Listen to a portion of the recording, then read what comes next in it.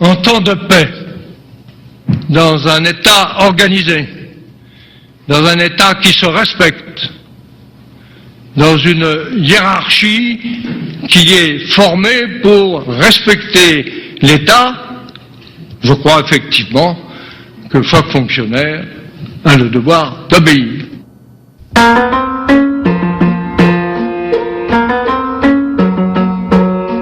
Si tout s'était arrêté en 1981, voilà ce qu'on aurait retenu de Maurice Papon. Préfet de Corse, préfet de Constantine, préfet de police du général de Gaulle, député, puis trésorier du parti gaulliste, rapporteur du budget à l'Assemblée nationale et enfin ministre du budget du président Valéry Giscard d'Estaing.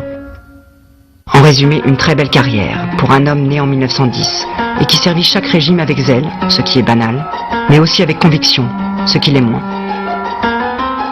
Un itinéraire qui n'est ni celui d'un bourreau, ni celui d'un héros, mais celui d'un homme d'ordre, qui choisit de servir l'État sans jamais douter. Mais servir qui? Comment? Et à quel prix?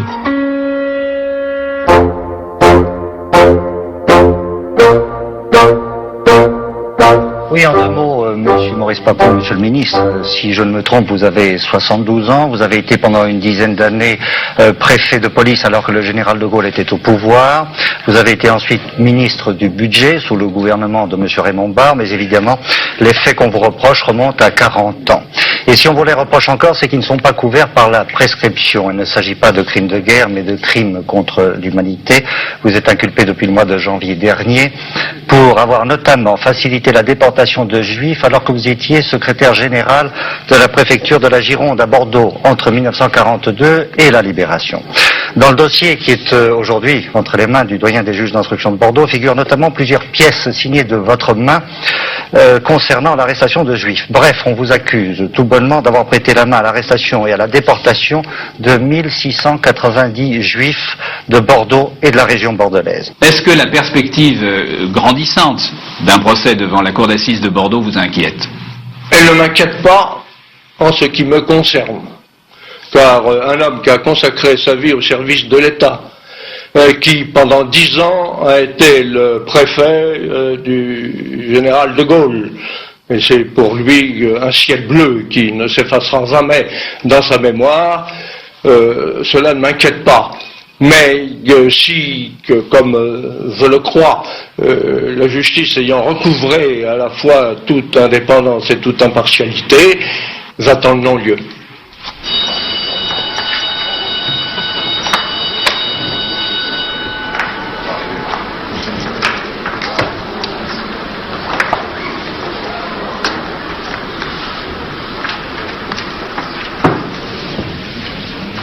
Maurice Papon, si vous voulez prendre la parole maintenant, exposer à la Cour, à Mesdames, Messieurs les jurés, quelle a été votre existence? Je vous remercie, Monsieur le Président. Monsieur le Président, Madame et Monsieur de la Cour, Monsieur le Premier juré, Mesdames et Messieurs les jurés, je répondrai à l'invite de Monsieur le Président en vous exposant les conditions dans lesquelles j'ai été placé avant la déclaration de guerre de 1939.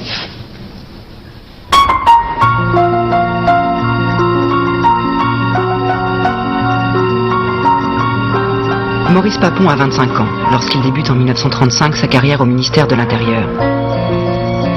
En juin 1936, c'est la victoire du Front populaire.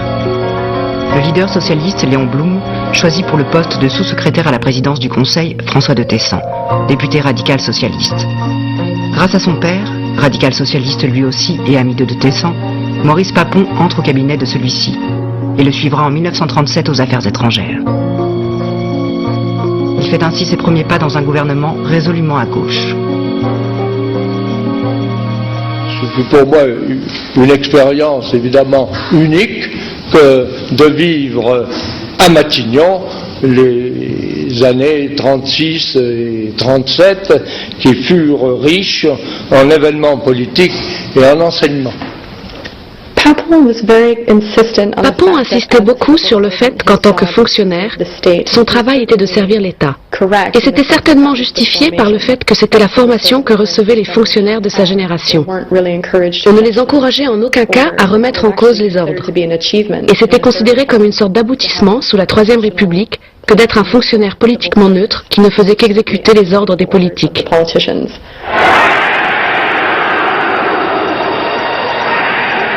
À l'image de sa génération, les années de formation du jeune fonctionnaire Maurice Papon sont surtout marquées par la montée du nazisme et le basculement inéluctable de l'Europe dans la Seconde Guerre mondiale.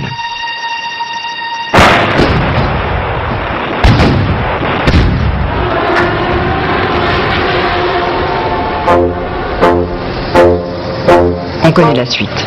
La France capitule en 1940 et à la Troisième République succède l'État français, avec en guise de sauveur le vieux maréchal, à qui le Parlement, à l'exception de 80 élus, vote les pleins pouvoirs.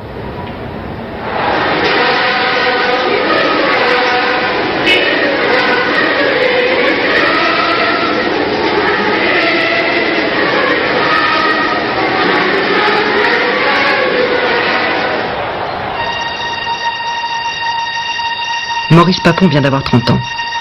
Il n'est plus radical socialiste, il n'est plus républicain. Il va servir le nouveau régime et son administration.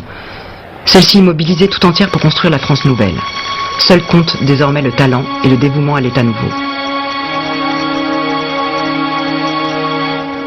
Renaissance française, à l'hôtel de ville. 99% des fonctionnaires français sous l'occupation, sous Vichy, que ce soit au poste, dans l'éducation nationale, dans la magistrature, dans la préfectorale, 99% de ces fonctionnaires étaient ceux de la République précédente et seront ceux de la République suivante. Toujours la continuité de l'État qui est valable pour Maurice Papon comme pour 99% des fonctionnaires. Apportez-moi les derniers rapports des préfets que vous avez reçus. Alors donnez-moi les dépêches. Lorsque Pierre Laval revient au pouvoir en 1942, pour accentuer la politique de collaboration, il nomme Maurice Sabatier préfet régional à Bordeaux. Maurice Papon, qui travaille alors sous son autorité, le suit tout naturellement. Maurice Papon, sous-préfet hors cadre, est nommé secrétaire général de la préfecture de la Gironde. Fait à Vichy, le 26 mai 1942, Pierre Laval. À 32 ans, Maurice Papon rejoint la cohorte des fonctionnaires ayant fait allégeance au régime de Vichy et poursuit ainsi sa carrière au sein de la préfecture de la Gironde. Ces 4 années de Vichy, ce seront, aux yeux d'un certain nombre de ces fonctionnaires ou de ces administrateurs, quasiment une belle époque. Les préfets sont particulièrement choyés par le régime au niveau des honneurs, au niveau des gratifications et surtout au niveau du pouvoir.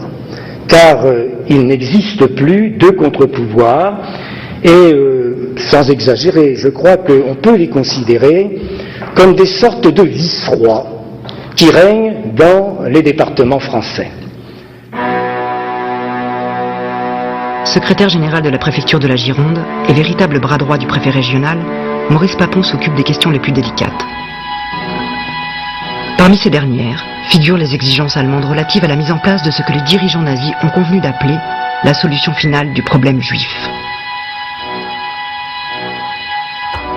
Loi sur les ressortissants étrangers de race juive.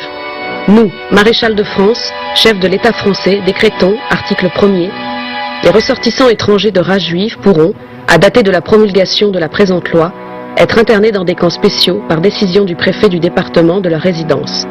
Fait à Vichy, le 4 octobre 1940, Philippe Pétain.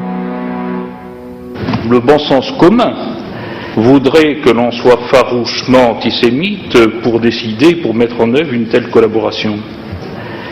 S'il suffisait d'être antisémite, ce serait presque trop simple. On est dans une autre logique.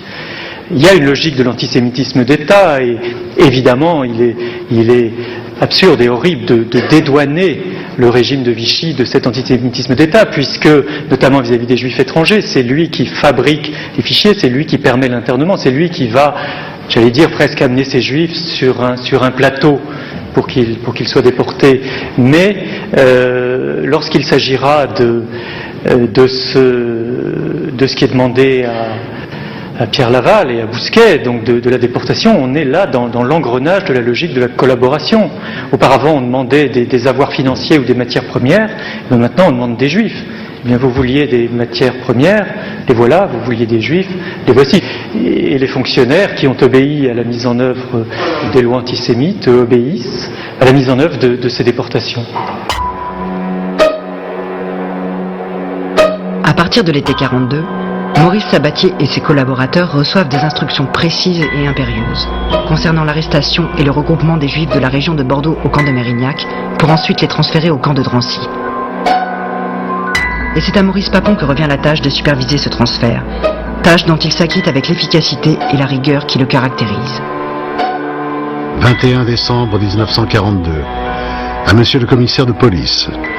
Les personnes reconnues juives doivent faire apposer le timbre juif sur leur carte d'identité et leur carte d'alimentation. Les juifs qui n'auront pas fait tamponner leur carte devront être considérés comme étant en infraction à la loi et leur cas devra faire l'objet d'un rapport à mes services. Pour le préfet, le secrétaire général Papon. Ce serait atteindre à la vérité, et je dirais même ce serait atteindre à l'honneur de la France que d'impliquer dans cette horrible opération quelques responsabilités, que ce soit du côté français. Et est-il utile que je rappelle pour messieurs les jurés que les responsables de la tuerie, ce sont, et ça restera, les nazis allemands.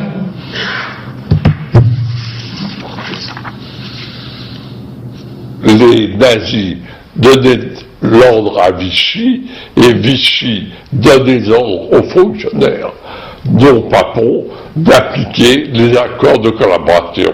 Et on a vraiment touché du doigt à ce moment-là ce qu'était la collaboration. Et c'est pour ça que certains sont partis, à Londres notamment, et ailleurs, et puis d'autres qui sont restés et qui ont appliqué les accords de collaboration.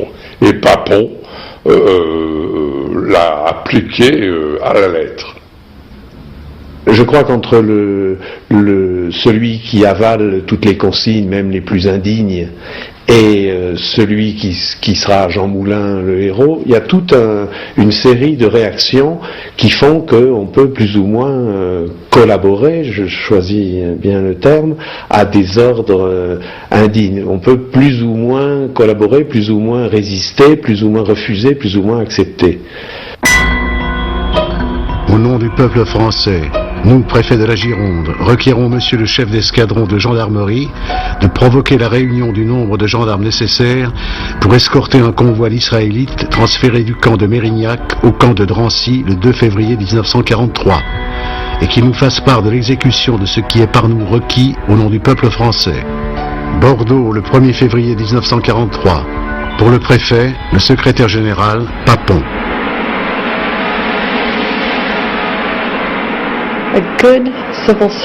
Un bon fonctionnaire, selon la définition de Maurice Papon, c'est quelqu'un qui fait passer les intérêts de la France avant tout. Et c'est une question vraiment intéressante de savoir qui définit ces intérêts, qui en décide. Sa formation dans les années 30 l'a entraîné à ne pas remettre en question ceux qui décidaient des intérêts de la France. Si c'était le gouvernement de l'époque, alors c'était lui le mieux placé pour en décider. Ça pouvait être la Troisième République, ça pouvait être Vichy, ça pouvait être le général de Gaulle. Bordeaux.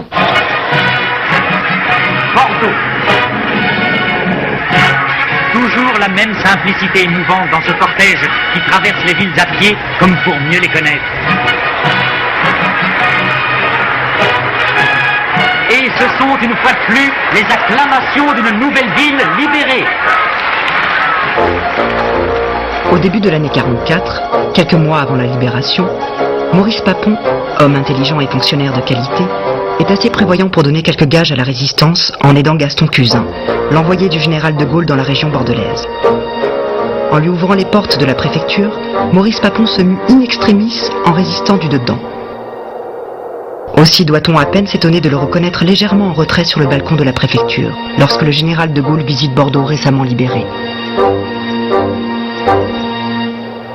Et le général de Gaulle m'a dit « Ah oui, Papon, c'était un préfet de Vichy qui était avec moi à Bordeaux en septembre 1944 et je me rappelle qu'il a rendu de grand service à Cuzin quand il a organisé son commissariat de la République à Bordeaux. » Je voudrais aussi peut-être ajouter un mot sur l'état d'esprit du général vis-à-vis des problèmes qui se posaient à la Libération et la manière dont il considérait la participation des anciens fonctionnaires de Vichy au nouveau régime. Je crois que le général a eu à ce moment, et il l'avait en fait, si on y réfléchit bien, depuis 1940, un désir extrêmement vif de protéger à tout prix l'unité du pays. De Gaulle avait, c'était une idée géniale, en même temps, avait besoin d'une France reconstruite, et reconstruite avec des administratifs de haute volée, comme était Papon. Et je crois qu'il a bénéficié à la fois de son savoir-faire et d'une image de la France qu'on a voulu pendant des années préserver.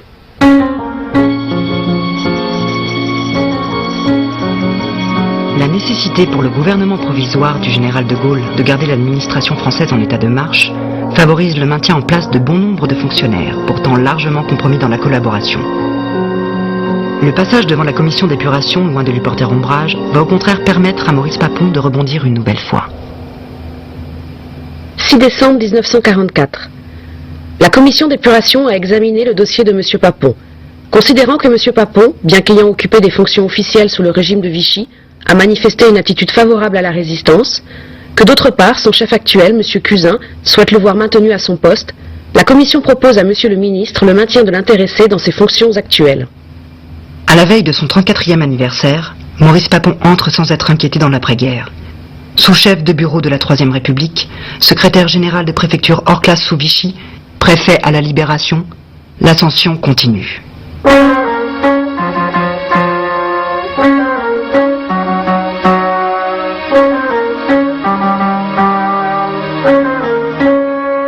Il commence une carrière à ce moment-là, nouvelle, d'administrateur colonial, soit à Paris, à la sous-direction d'Algérie, il va y rester pendant un peu plus de 6 mois, jusqu'au printemps 1946, soit comme préfet de Constantine à 2 reprises, entre 49 et 51, entre 56 une deuxième fois et 58, et entre-temps il a été au protectorat du Maroc, comme secrétaire général. Je pense que pour certains jeunes fonctionnaires, être nommé dans les colonies permettait d'avoir une plus grande autonomie dans le travail administratif, sans avoir un ministre dans votre dos. Les colonies étaient sans doute des lieux où les jeunes fonctionnaires pouvaient acquérir une meilleure expérience de l'éventail du travail administratif.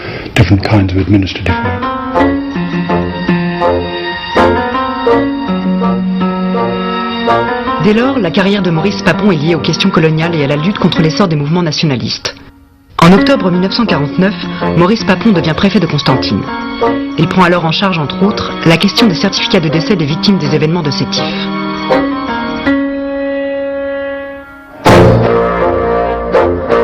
À Sétif, dans le Constantinois, 15 000 personnes se rassemblent le 8 mai 1945 pour célébrer la victoire avec, aux côtés du drapeau français, le drapeau algérien et des banderoles nationalistes.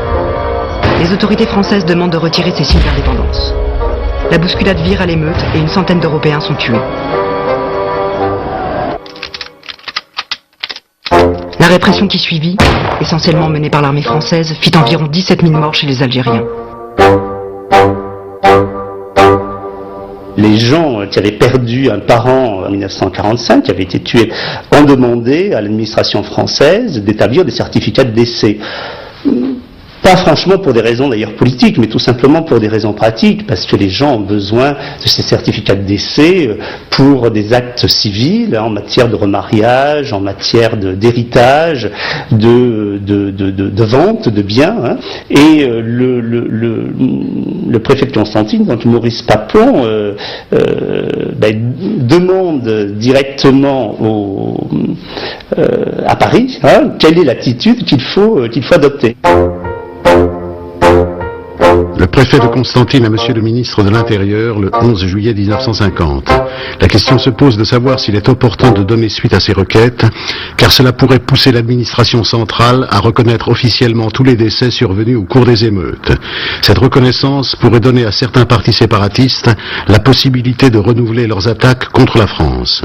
Je ne puis en l'état actuel des choses qu'attendre les instructions du gouvernement. Le préfet Maurice Papon. Et le gouvernement ne va pas donner de réponse à Papon. Papon va d'ailleurs interpréter comme il fallait cette absence de réponse, comme quoi on ne donne pas suite aux demandes de certificat de décès. L'argumentaire qui est développé est un argumentaire tout à fait inapproprié, qui est un argumentaire de temps de paix et de tranquillité publique. Pour délivrer un certificat de décès, il faut qu'un officier public puisse constater la mort, le corps ou le cadavre de quelqu'un. Et ces corps-là, on ne pouvait certainement pas les retrouver puisqu'ils étaient brûlés. Au travers de sa correspondance avec les autorités métropolitaines, Maurice Papon se montre attentif à servir au mieux les intérêts de l'État sans jamais se soucier des conséquences sur les populations. En pointant le risque de revendications nationalistes liées au problème de certificat de décès, il fait passer la raison d'État avant tout. La raison d'État, c'est précisément le fait de, si vous voulez, qu'à un certain moment, on décide que un certain nombre de contraintes vont obliger à un certain type de comportement qui va l'emporter sur le cas de conscience individuel, qui va l'emporter sur l'attention à la singularité de telle ou telle situation et qui va, disons grosso modo, justifier que, comment est-ce qu'on pourrait dire les choses, on pourrait dire qu'on va faire le mal au nom du bien, ou qu'on va faire le mal au nom d'un supposé bien. Mais là, il s'agit plutôt, comment dire, au fond du mensonge et de la dissimulation.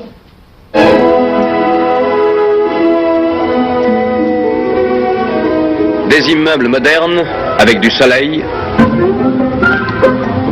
des jardins d'enfants, des écoles, jusque dans la montagne, du travail pour les hommes, des usines,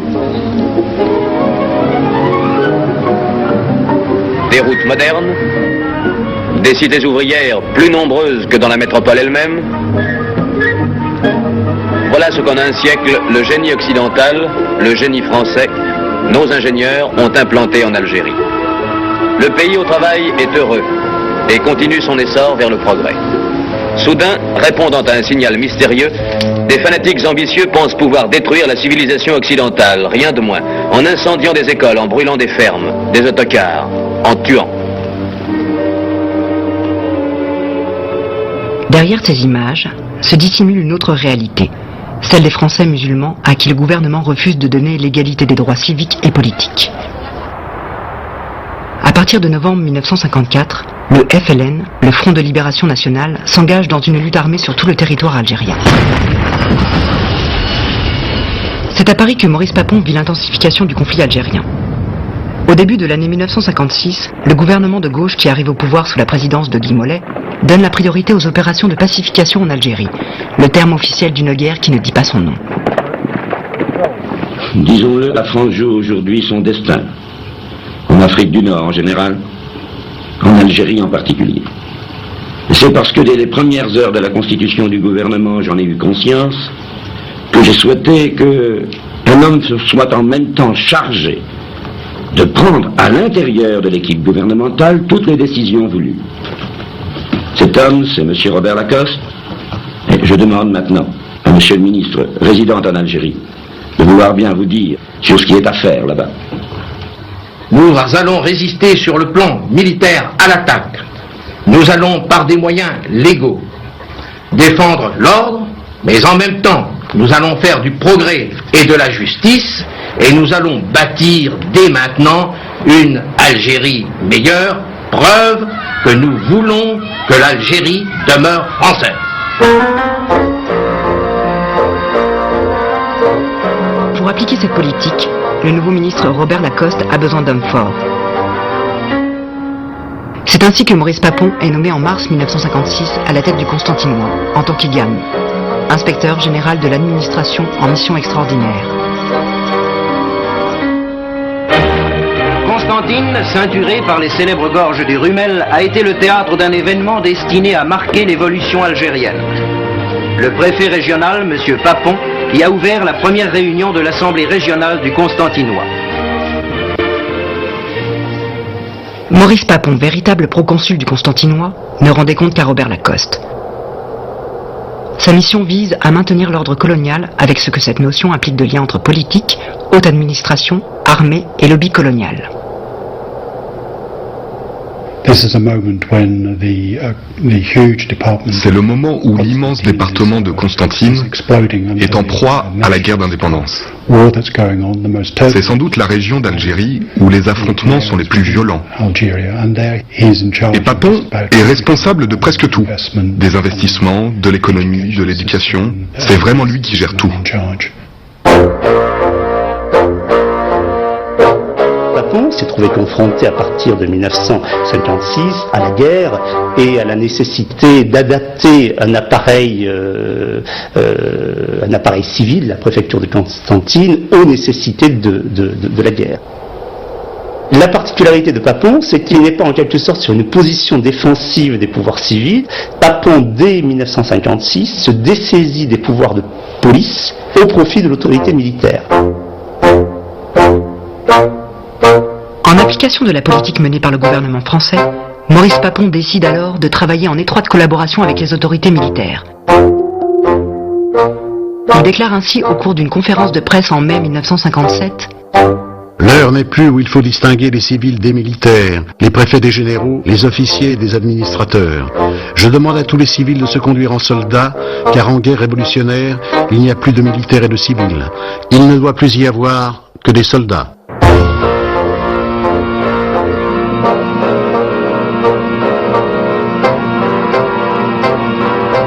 La particularité de Papon, c'est que tout de suite, il adopte les principes de la guerre révolutionnaire. Cette guerre révolutionnaire, ce sont ces principes qui ont été théorisés par l'armée à la suite de la défaite en Indochine, qui considère que la guerre que l'on livre au FLN n'est pas une guerre classique entre deux armées conventionnelles, mais que c'est une guerre de nature révolutionnaire où le problème n'est pas le contrôle du territoire, où le problème est le contrôle de la population. Donc il faut séparer la population des combattants, de façon à ce que la population ne soit pas le refuge des maquis.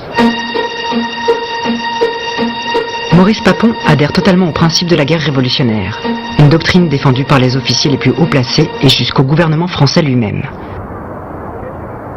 Celle-ci recouvre les opérations de guerre psychologique ou de pacification, comme l'attestent les nombreux courriers entre Maurice Papon et les autorités militaires.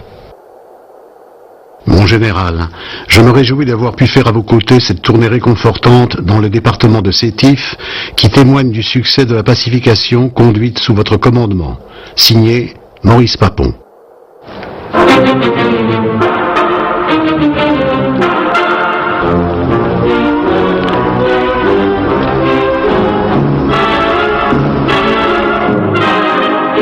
Les haut-parleurs sont mis en batterie tandis que les couleurs françaises sont hissées, symbole de la cause et de l'idéal qu'il s'agit de défendre. Une autre équipe installe les panneaux photos et les gens écoutent et regardent. Images et sons au service d'idées simples et nettes pénètrent lentement leur esprit. Appuyées sur une infrastructure psychologique de plus en plus dense, ces unités, un des moyens de la guerre psychologique, ont prouvé déjà leur efficacité dans la lutte menée en Algérie contre les forces de subversion.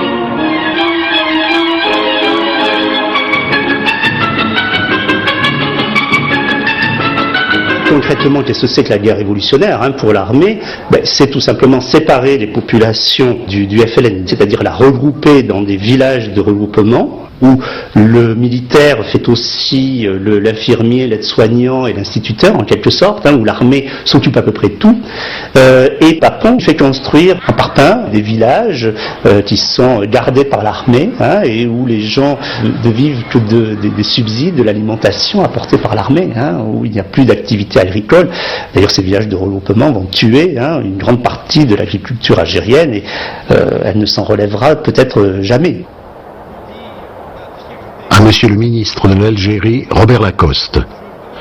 Notre objectif essentiel est en voie d'être atteint, à savoir séparer la population de la rébellion et isoler celle-ci de celle-là. Signé Maurice Papon. En lisant les archives où Papon pouvait être présent, ce qui m'a toujours frappé, c'est la distance qu'il y avait entre ce qu'il écrivait, les ordres qu'il pouvait donner, les mémoires qu'il pouvait rédiger, et la conséquence directe pour les populations de ce qui était décidé.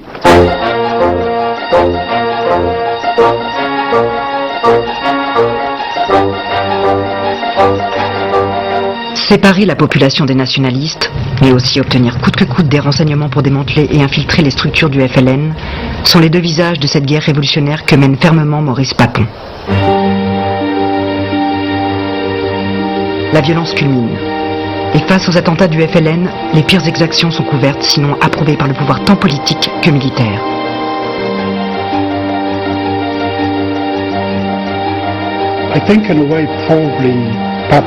Je pense que d'une certaine façon, Papon était quelqu'un qui s'est habitué à cette façon autoritaire d'exercer ses fonctions. Et il y a certainement de nombreux agissements que l'on considérerait maintenant comme illégaux. Répression, torture, rafles, disparitions, etc. dont Papon n'ignorait rien et dans lesquels il était impliqué.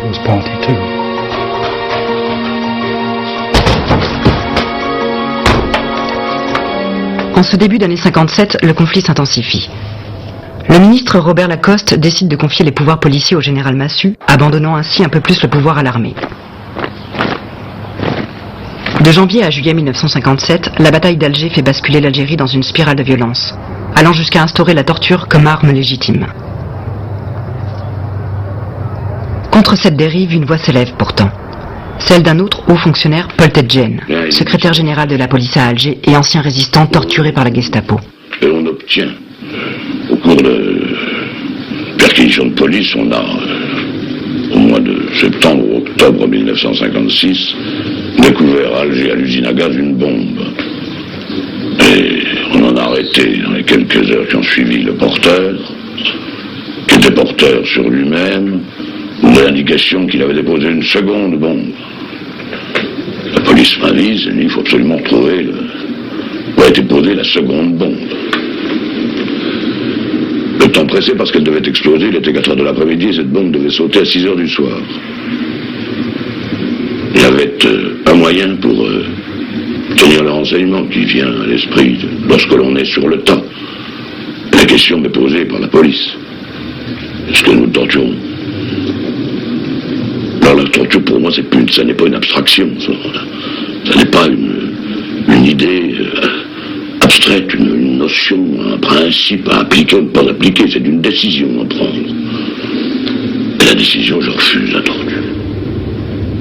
Ne m'entre pas dans le mal. Je pense que c'est très important qu'il y ait de temps en temps, chaque fois que c'est nécessaire, un homme dans une situation face à des procédés dégradants ou à des indignités, un homme qui, sans monter sur un socle en disant je suis la victime absolue, et voyez comme je suis un héros, non, Tedjen il dit non, je ferai pas ça. Et un jour, il faudra écrire l'histoire de ces gens qui ne sont pas allés jusqu'à un risque de mort. Il faut proportionner. C'est pas des héros au sens absolument tragique du mot, mais c'est des courageux et des déterminés qui n'hésitent pas à arrêter leur carrière, c'est-à-dire perdre leur gagne-pain, perdre la considération de leurs collègues au nom d'un idéal. si être un idéaliste, c'est à l'épreuve de certains faits, mettre sa conscience en balance et, quoi qu'il arrive, ne pas transiger avec l'honneur de ses fonctions et puis l'honneur de son pays, si c'est ça l'idéalisme, je veux bien.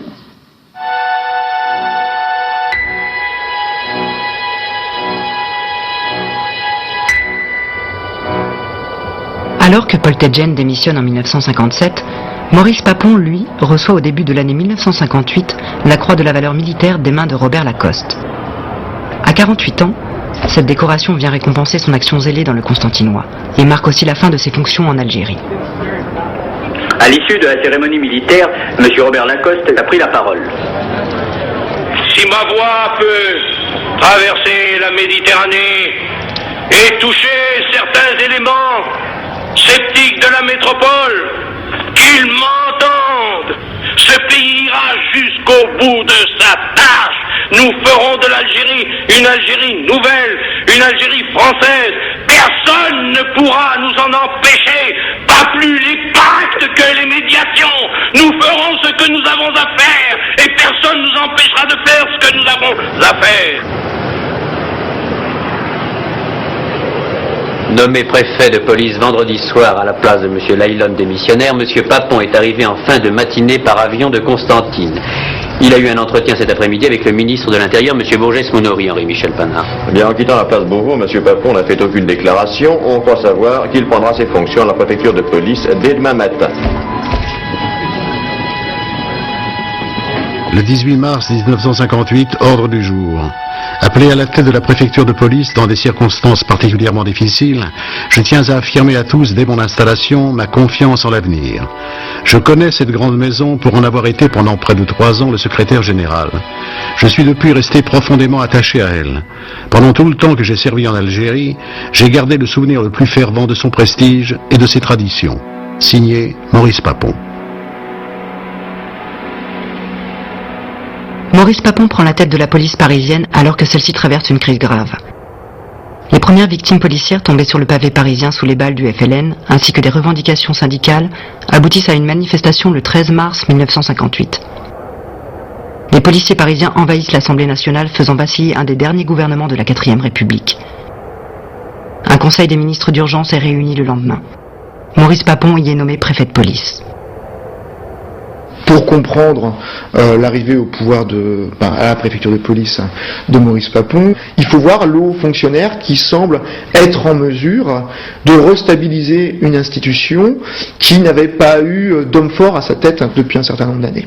Et du simple point de vue d'une carrière administrative, Maurice Papon est un homme encore jeune à l'époque et qui arrive à une des plus hautes fonctions de l'État, celle de préfet de police de Paris. 2 mois après l'installation de Maurice Papon à la préfecture de police, la 4e République disparaît. Sous l'action d'un coup de force mené à Alger par l'armée pour garder l'Algérie française, le général de Gaulle revient au pouvoir le 1er juin 1958.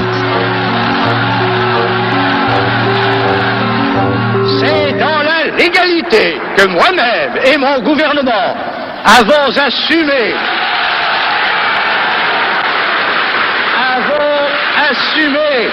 le mandat exceptionnel d'établir un projet de constitution nouvelle et de le soumettre à la décision du peuple.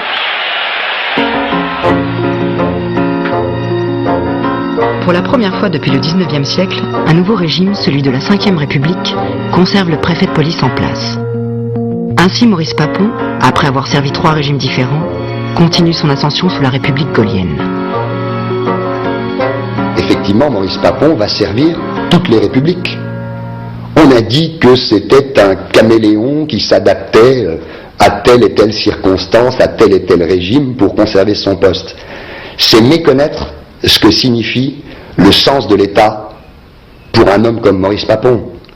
On sert l'État et c'est un sacerdoce. Bien, alors, si vous voulez bien, je vous demanderai de poursuivre le film de votre vie. Je vous remercie, Monsieur le Président. Le général de Gaulle, quand il a repris le pouvoir en juin 1958, non seulement m'a gardé à ce poste, mais m'a manifesté à plusieurs reprises, mais notamment au soir du 1er juin, qui était le jour de son investiture, son entière confiance pour reprendre son expression, pour tenir Paris.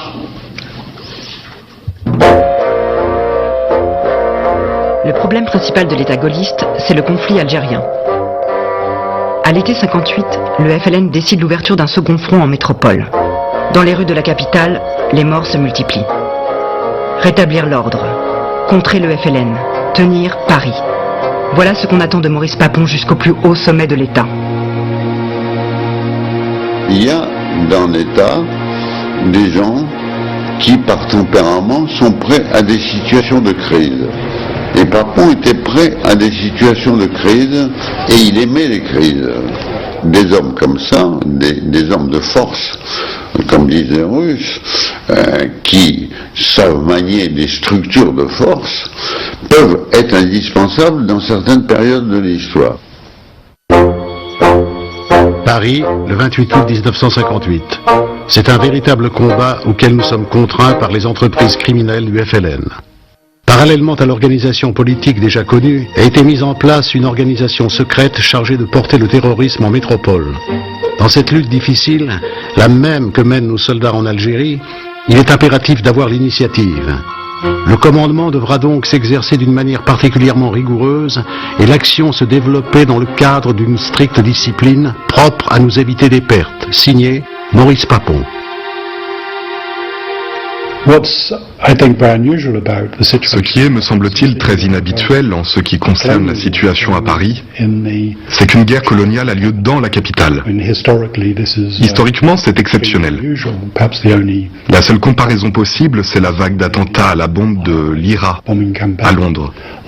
Mais ça n'a rien à voir en termes d'échelle avec ce qui se passe alors à Paris.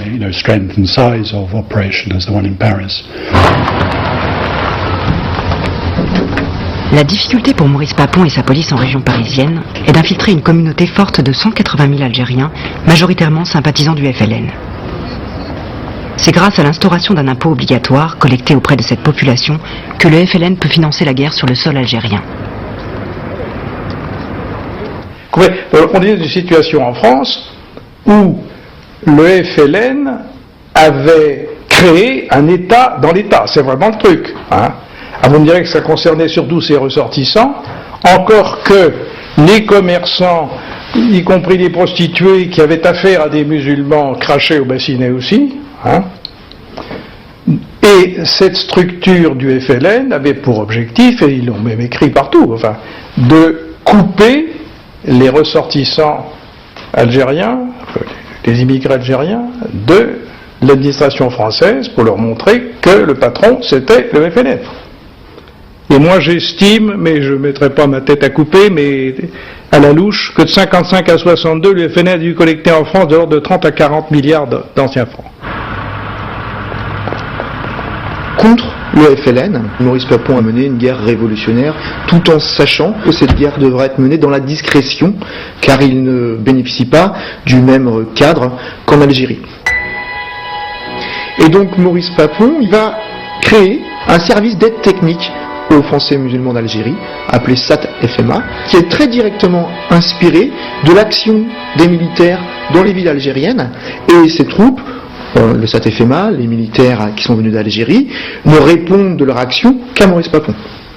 L'action répressive est quelquefois inévitable, mais ce n'est toujours qu'un pis-aller, et j'ai mis ma confiance dans une action préventive qui est menée depuis 6 ou 7 mois par une équipe d'officiers des affaires algériennes qui occupe un certain nombre de secteurs de la région parisienne, qui pénètrent dans les milieux nord-africains.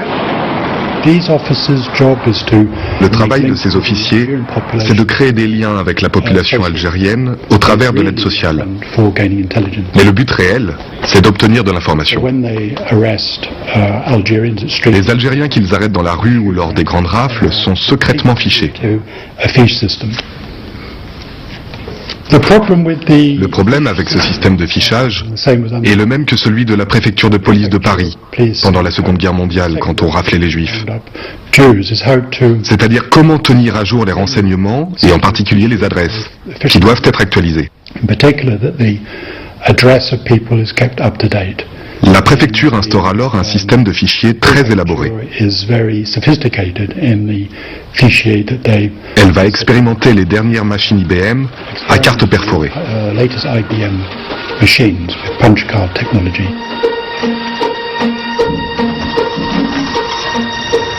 Aucune action ne se fait sans une préparation très minutieuse et sous le bénéfice de renseignements extrêmement précis. Et cette nuit, alors qu'un millier de Français musulmans ont été contrôlés et identifiés, 172 ont été retenus et déjà parmi ces 172, 28 sont d'ores et déjà en état d'arrestation avec des chefs de CASMA, de sections, de groupes, des collecteurs, des agents de liaison, enfin, en un mot, des agents parfaitement précisés dans l'organisation FLN. Je crois qu'on peut dire, monsieur le préfet, que la police a exercé une action constante et à cet égard, je voudrais vous demander si vous avez un bilan à nous présenter. Eh bien, lors du 4e trimestre 1958 et du 1er trimestre 1959, nous avons quintuplé à peu près l'arrestation des collecteurs par rapport au trimestre précédent.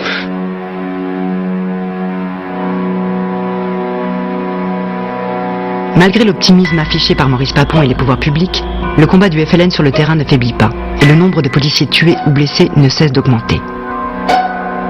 Ni les opérations de fichage, ni les rafles ne semblent arrêter l'organisation. Le préfet de police doit alors réfléchir à de nouveaux moyens d'action. Paris, le 29 juillet 1959.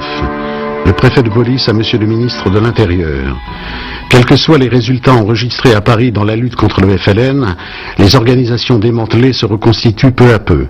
Il est hors de doute que nos méthodes d'un classicisme juridique ou technique valable pour les temps ordinaires ne sont pas toujours adaptées aux nécessités nouvelles de la lutte subversive. Signé Maurice Papon. Maurice Papon est obligé, pour arriver à ses fins de création d'un processus de guerre révolutionnaire en métropole, de se doter d'une force nouvelle, encadrée par des militaires français qui ont aussi servi en Algérie, l'exemple du colonel Montaner. On est en 59. Montaner me dit, dites-moi mon cher, figurez-vous qu'on me demande de mettre en place une unité composée de volontaires, etc., etc. Est-ce que ça vous intéresse ? J'avoue que je me suis dit, bon, pourquoi pas, hein, ça sera plus original qu'un régiment lambda.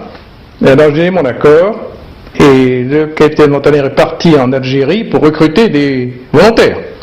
Et moi, de mon côté, j'ai été chargé d'organiser une intendance pour une unité de 400 personnes, qui était l'effectif prévu. La première impression que j'ai eue de M. Papon, je me dis, tiens, c'est dommage que nos généraux ne soient pas aussi bien.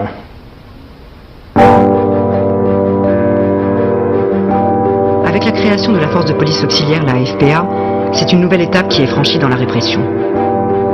Composée de harkis recrutés en Algérie et financée sur les fonds du Premier ministre Michel Debré, la FPA, sorte de brigade quasi-militaire, devient l'instrument le plus brutal de la lutte anti-FLN à Paris. Un instrument qui ne rendait compte qu'à Maurice Papon et frôle sans cesse les marges de la légalité républicaine.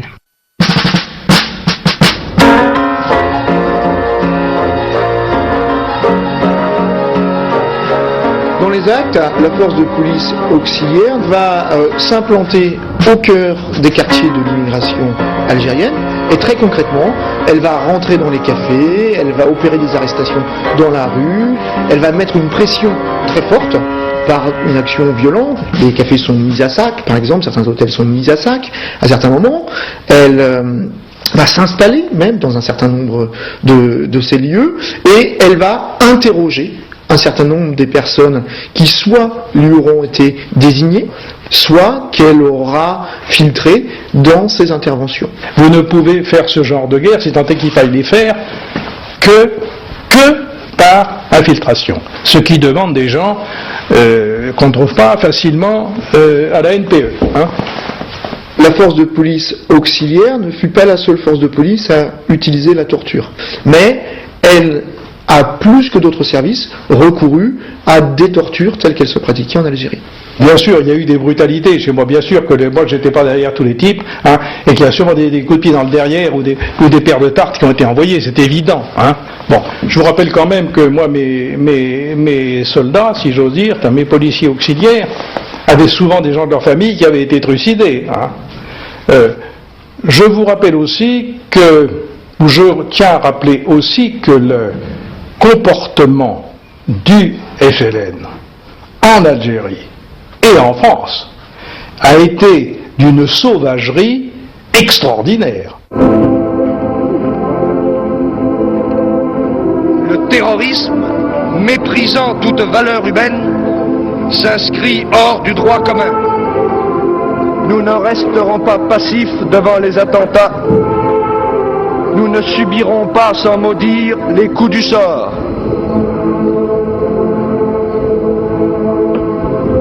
Cette lutte, nous la poursuivrons jusqu'à son terme, et d'une seule manière, par la victoire.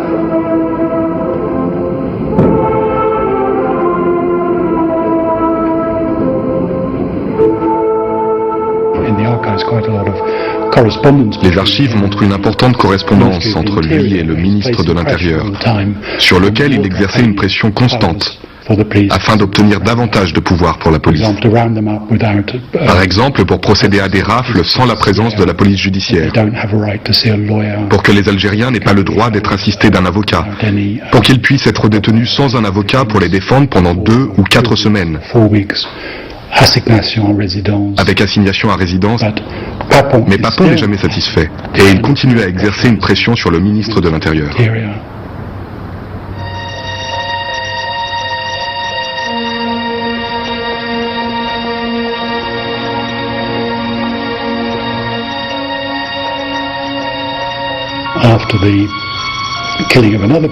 Après l'assassinat d'un autre officier de police, autour du 2 octobre, Papon fait la tournée des commissariats et encourage les hommes à utiliser la violence. Il dit: vous serez couverts, je vous couvrirai si vous deviez recourir à la violence. Note d'information, mesures contre le terrorisme. Je rappelle à ce propos que les fonctionnaires de police peuvent faire usage de leurs armes lorsqu'ils sont menacés par des individus armés ou qu'ils ont des raisons de croire que leur vie est exposée. Vous êtes couverts par la légitime défense et par vos chefs, signé Maurice Papon.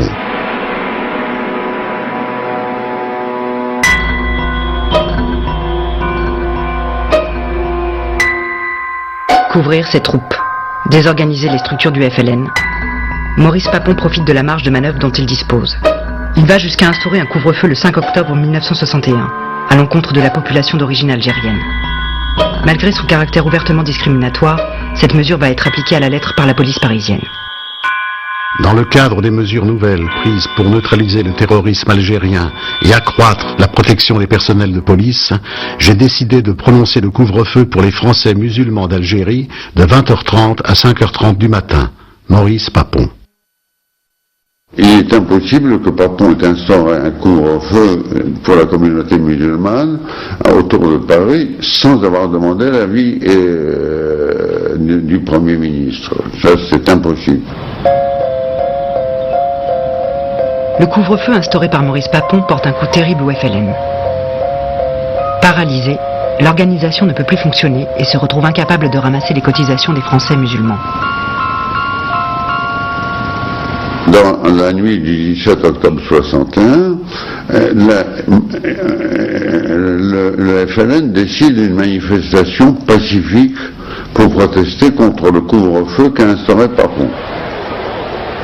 Il y a une mobilisation de 10 000 hommes de police, et c'est quand même une opération de police gigantesque.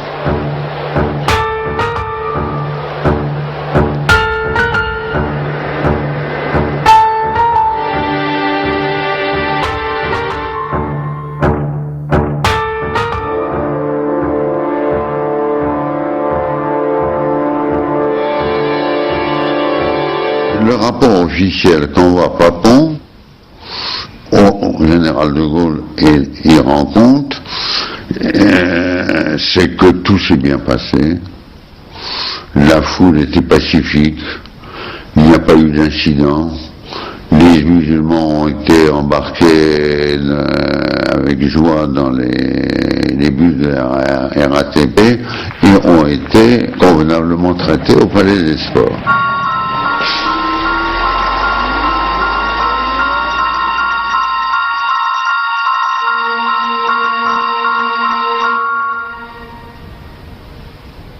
Et Papon dit il y a eu quand même 3 morts.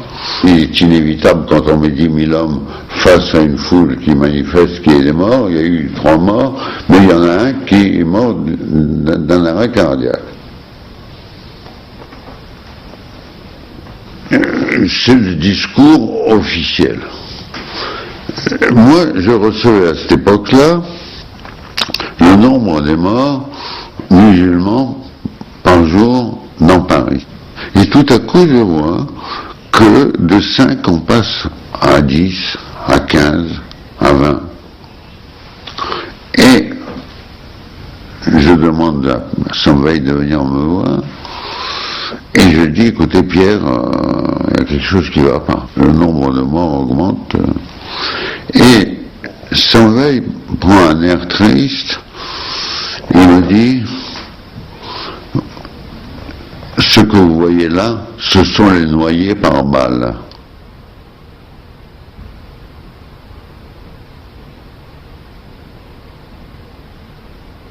Noyés par balle, ça voulait dire qu'on repêchait dans la Seine des gens qui n'étaient pas noyés, mais qui avaient été flingués avant par des policiers.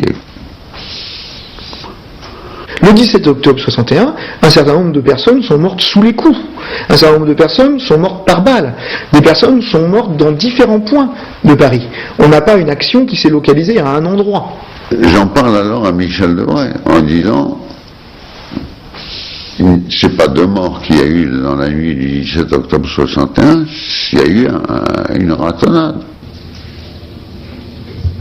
Il y a eu effectivement des Algériens votés dans la Seine. C'était des dissidents du FLN.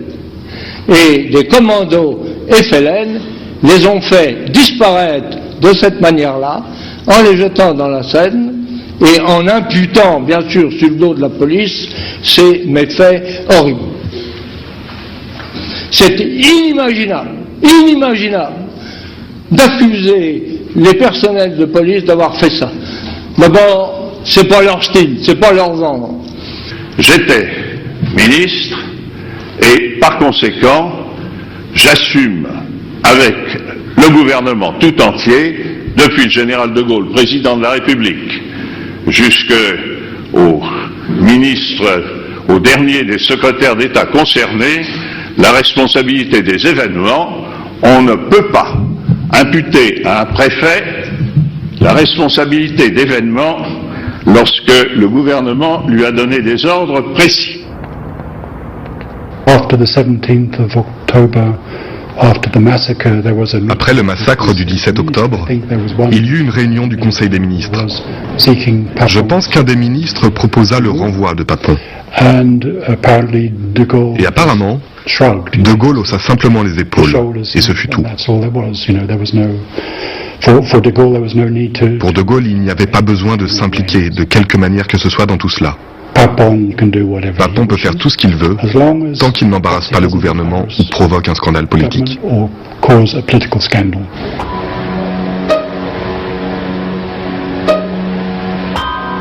Le gouvernement a d'autant plus besoin de Maurice Papon qu'un nouvel acteur du conflit algérien fait son apparition à Paris.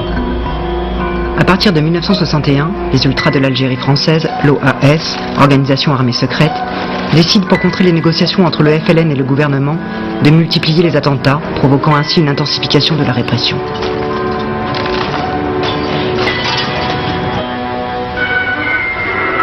Des mesures sévères ont été prises contre cette vague d'attentats. Chaque nuit, maintenant, la police procède au contrôle des voitures en circulation. Contrôle sévère, et qui, en concordance avec le renforcement des surveillances et l'aggravation des répressions, devra réduire les possibilités des plastiqueurs.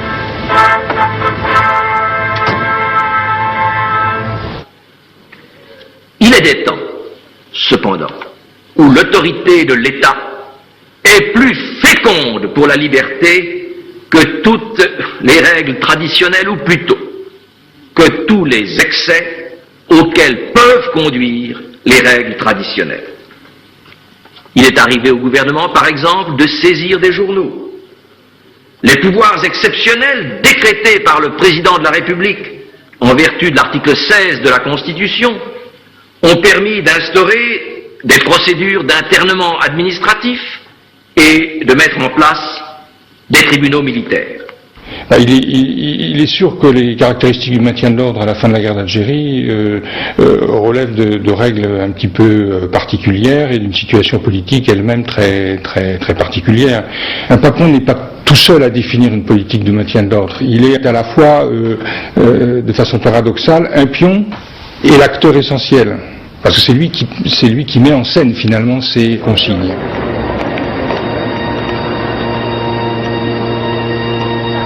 C'est dans ce contexte de tension extrême où toute manifestation est interdite que surviennent les événements dramatiques de Charonne. Une manifestation organisée par les forces de gauche en réaction aux attentats de l'OAS.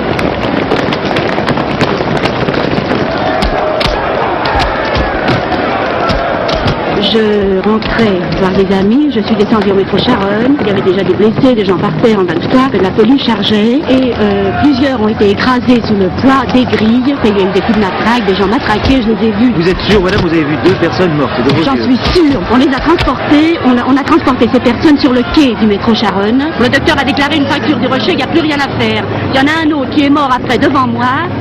Il est mort absolument devant moi. Non, c'est sûr, monsieur. Voilà. Oh, vous les avez vus? Moi, je sais, le seul tout qui était avec nous qui nous l'a dit carrément. Oh, oui.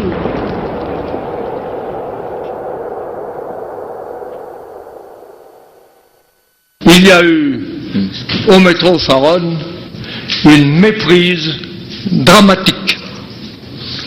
C'est que les forces de l'ordre, qui étaient sous le commandement d'un commissaire de police, impatienté peut-être de la lenteur du mouvement des foules, a refoulé cette foule jusque dans la bouche du métro Charonne, dont les grilles étaient fermées.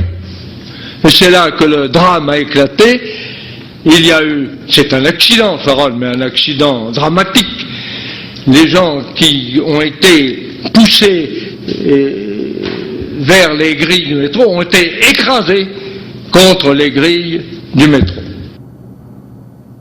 À Charonne, il n'y a plus aucune retenue dans la façon de maintenir l'ordre. D'une certaine façon, les manifestants prennent le visage d'ennemis sur lesquels on peut appliquer une force illimitée, à tel point qu'un certain nombre de personnes sont mortes sous les coups de bidule, sous les coups de matraque de la police parisienne, et non pas étouffées contre les grilles du métro, comme le dit Maurice Papon. Papon, au début du mois d'octobre 1961, avait utilisé une formule qui en substance disait pour un coup reçu emporter 10. Et ce qui a été interprété comme une carte blanche donnée à la violence policière.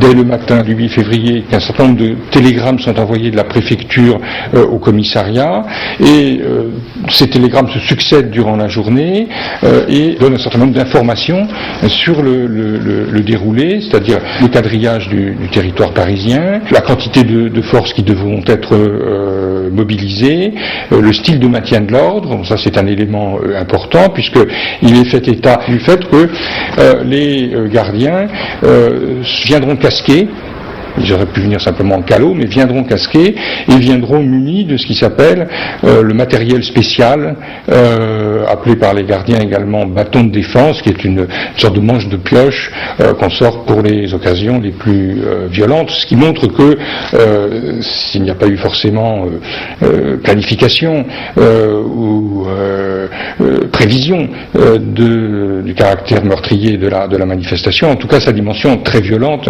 était initialement prévue par les organisateurs policiers de la répression.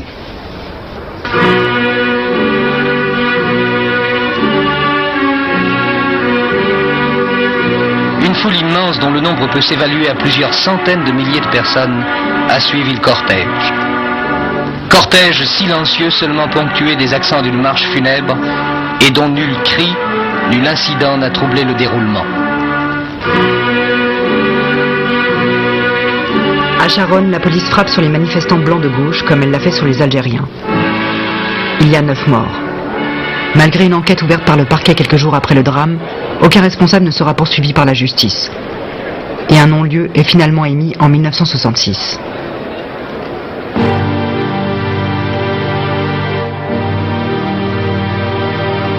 Un peu plus d'un mois après les obsèques, les accords d'Évian sont signés mettant ainsi fin à la guerre d'Algérie. Maurice Papon, lui, reste encore 5 ans à la tête de la préfecture de police.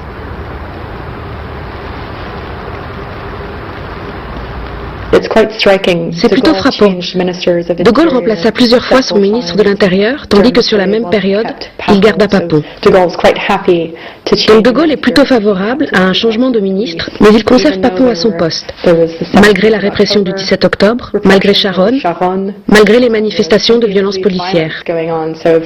Si De Gaulle avait désapprouvé cela, je suis certaine qu'il l'aurait remplacé.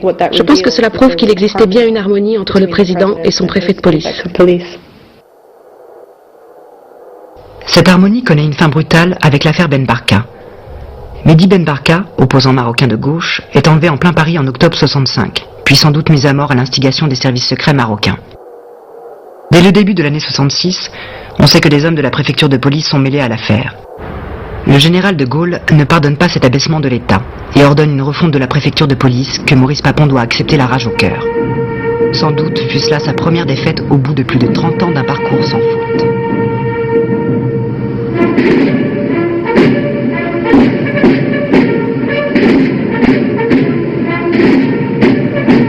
Pendant près de 9 années, des événements exceptionnels nous ont réunis. Au moment de vous quitter, je veux plus que jamais vous dire ma fierté d'avoir été votre chef. À votre tête,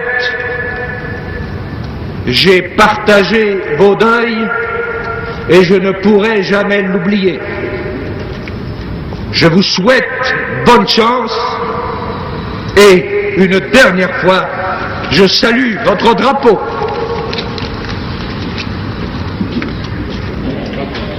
Maurice Papon est nommé président d'une des plus grandes entreprises de l'État, Sud Aviation, l'ancêtre de l'aérospatiale. Le gouvernement choisit pour lui succéder à la tête de la préfecture de police Maurice Grimaud, un autre type d'homme d'ordre qui devra gérer les événements de mai 68.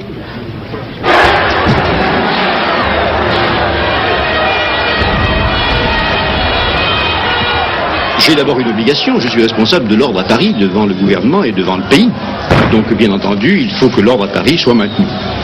Mais l'ordre pour moi n'est pas en soi une satisfaction totale. Je ne pense pas qu'il faille que personne ne bronche dans Paris, et ça n'a jamais été ma tactique ni ma politique. Ce que je pense, c'est que l'ordre doit être maintenu. Bien entendu, on ne doit pas se livrer à des violences, mais il est tout à fait normal qu'on puisse exprimer très librement ses opinions en toutes circonstances. Eh bien, je crois que le service d'ordre, sous mes ordres, y a fait face avec le plus de libéralisme et de compréhension possible. Je ne demande donc qu'à continuer dans cette voie et je n'ai aucune intention de changer ma politique.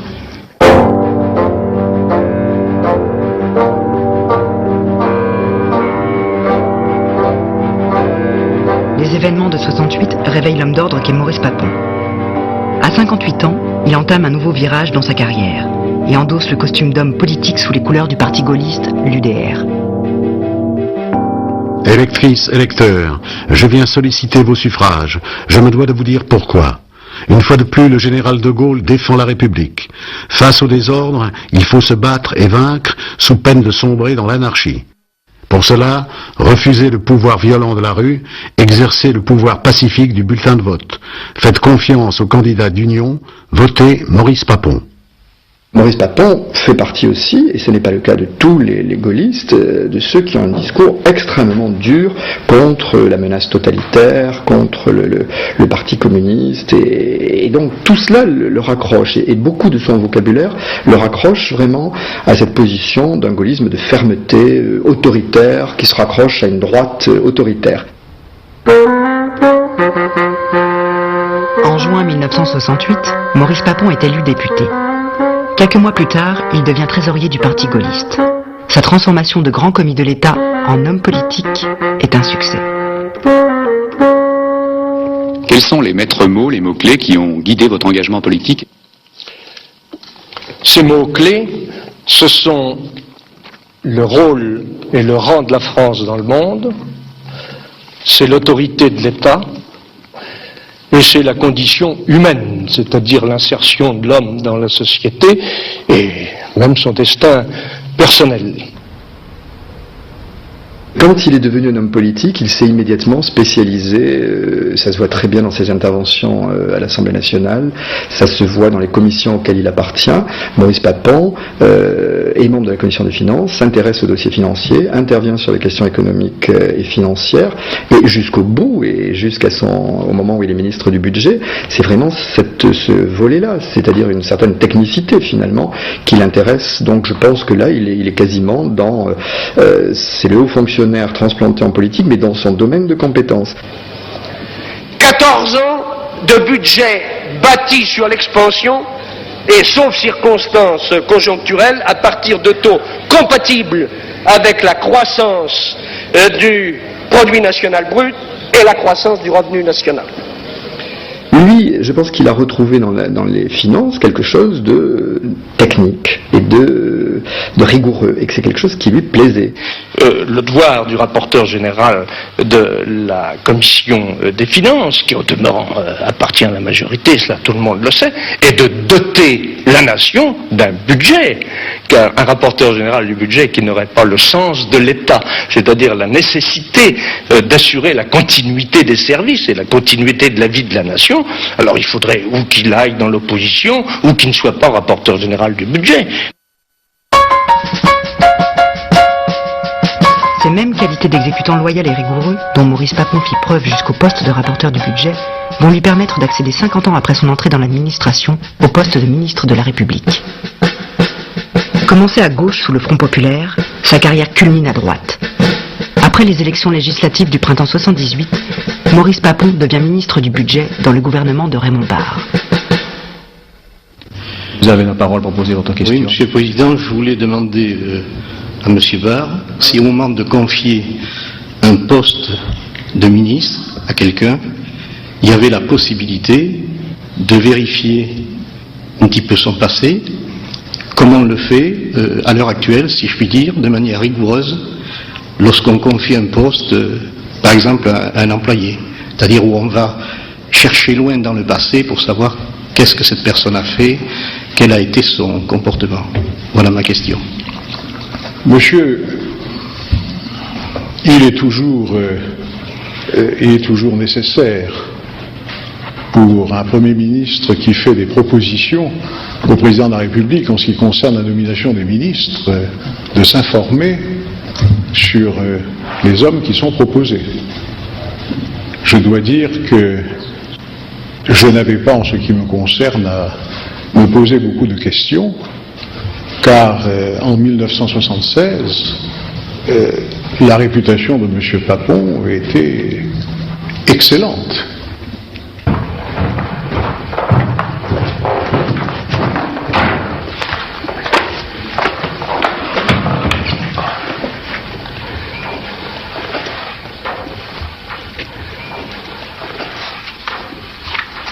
Pour Maurice Papon, devenir ministre était une forme, si vous me passez l'expression triviale, de bâton de maréchal.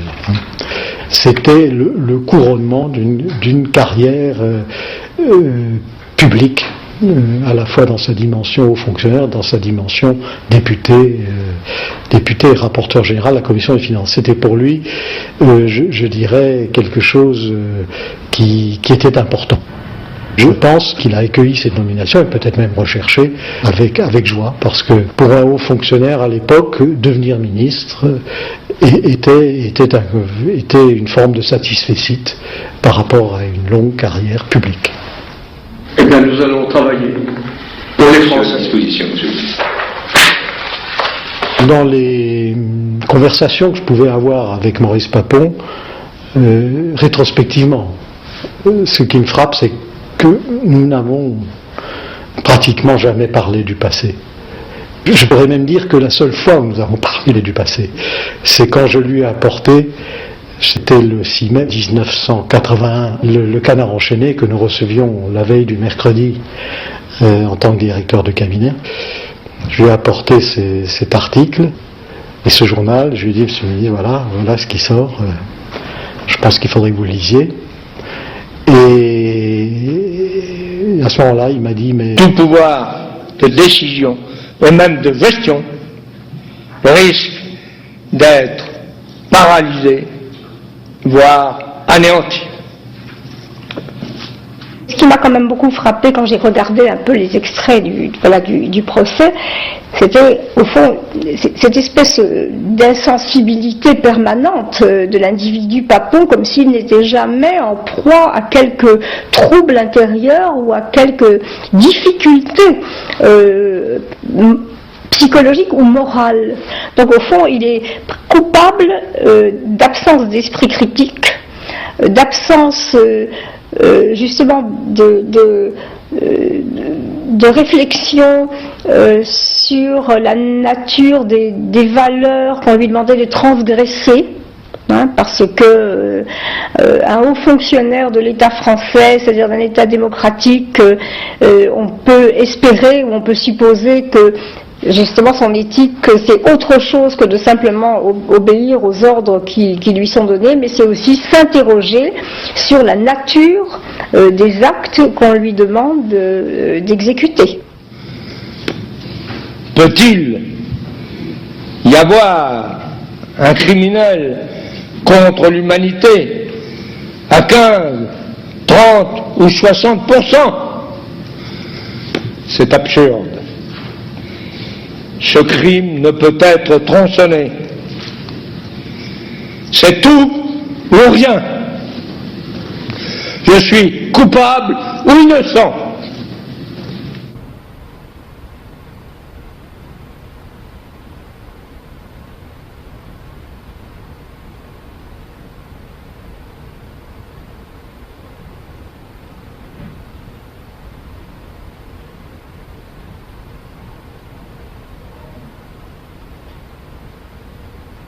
En temps de paix, dans un État organisé, dans un État qui se respecte, dans une hiérarchie qui est formée pour respecter l'État, je crois effectivement que chaque fonctionnaire a le devoir d'obéir.